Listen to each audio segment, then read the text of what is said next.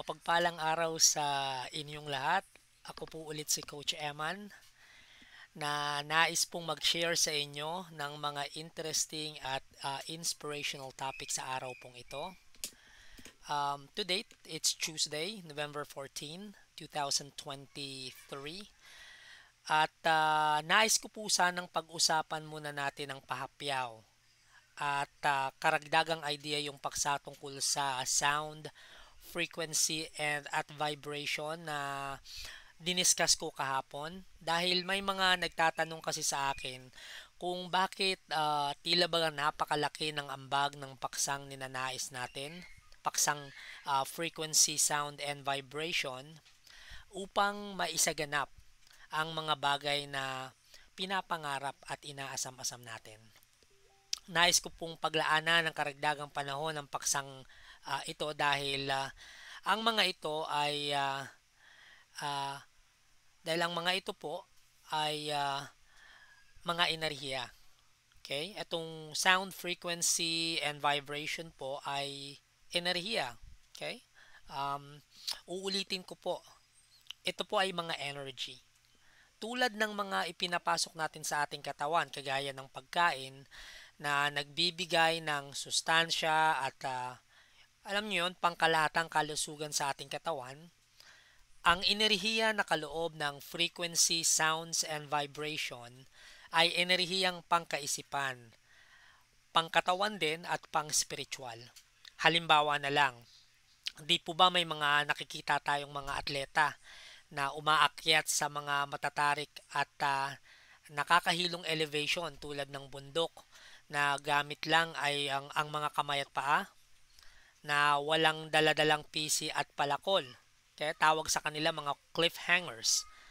Kung mapapansin nyo, dinidefine nila ang law of gravity and physics dahil delikado ang gagawin nila na pag-akyat sa bundok na gamit lang ay ang mga kamay at paa. Subalit, buo ang loob nilang suungin ang tarik at panganib dahil ramdam nila ang kapangyarihan ng positibong enerhiya.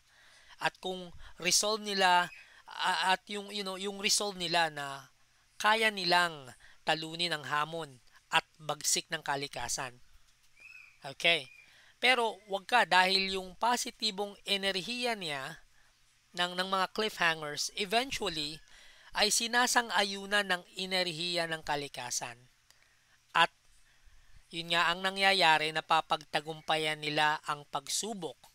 Di po ba? Maaaring magtatanong kayo, saan natin makikita ang sound, frequency, and vibration dito? Tulad nga po ng sinabi ko, dahil positive yung energy ng tao, umaayon at nakikiagapay ang enerhiya ng kalikasan upang mapagtagumpayan ng tao yung mga pagsubok niya. Katulad din ito sa hamon ng buhay. Okay? Sa hamon ng buhay, kadalasan, ang tao kapag punong-puno na ng suliranin, pagsubok sa pagsubok, challenges sa appearance ng kakulangan sa pagsubok sa appearance ng kakulangan ng salapi, pagkakabaon sa utang, kawalan ng sapat na sustento sa mga mahal sa buhay, kadalasan ang umiikot na frequency, sound, and vibrations, negative. Tama, di ba? Kaya humahantong sa kawalan ng pag-asa ang kinasasapitan ng karamihan. Subalit, kung ang frequency, sound, and vibration mo ay positibo, positive energy, at ang tumitimpla sa buo mong katauhan ay pag-asa, kaginhawahan, kasaganahan, kagalingan, tagumpay, asahan mo na ang positibong enerhiya ng kalawakan ay sasang-ayon sa'yo upang tulungan kang makaahon sa hamon ng buhay. Maliwanag ba?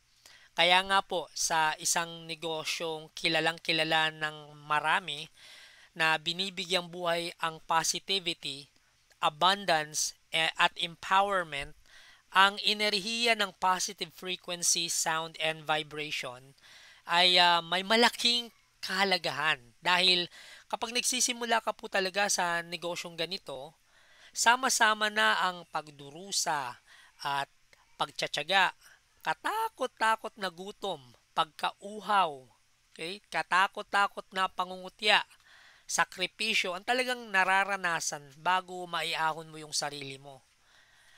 Malamang nakaka-relate ang karamihan sa ganitong karanasan. Ang tanging kaagapay lang natin sa ganitong sitwasyon ay walang iba kundi yung pag-asa sa gitna ng kawalan, kasaganaan sa gitna ng kasalatan, tapang sa gitna ng takot at panlulumo. Kaya dito natin mararamdaman ang kapangyarihan at lakas ng frequency, sound, and vibration. Dahil positibo ang enerhiya niya, sinasang-ayunan ka ng kalawakan ng universe ba para alam mo yon matupad ang mga pangarap mo sa buhay habang pinatitibay niya ang sarili upang paghandaan ang positibong transformation na nangyayari sa iyo. Tulad nga ng mga nababalitaan natin sa mga nanalo ng loto. Kadalasan, 'di ba, yung mga nanalo sa loto bumabalik din sa buhay na kung anong meron sila dahil biglaan ang positive frequency na kanilang natanggap. Parang hinog sa pilit. Kaya kadalasan, yung napapanalunan na, nagagastos lang kung saan-saan gaya ng pagbili ng kung ano-ano lang. Kaya bumabalik din sila sa dati nilang pinanggalingan. Okay?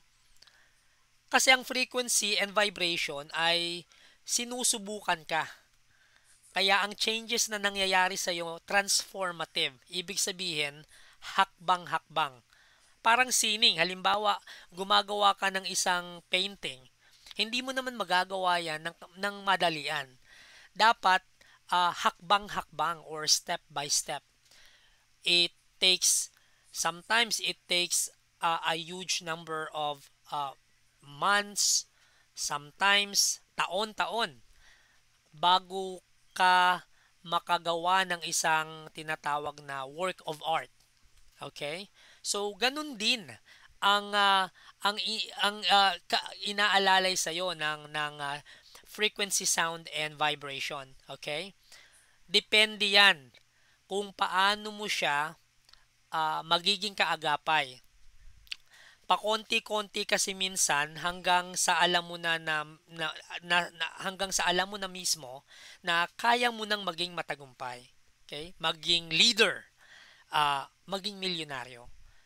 At ang enerhiya ng kalawakan ay kusang aalalay sa iyo upang makamit mo ang mga ito.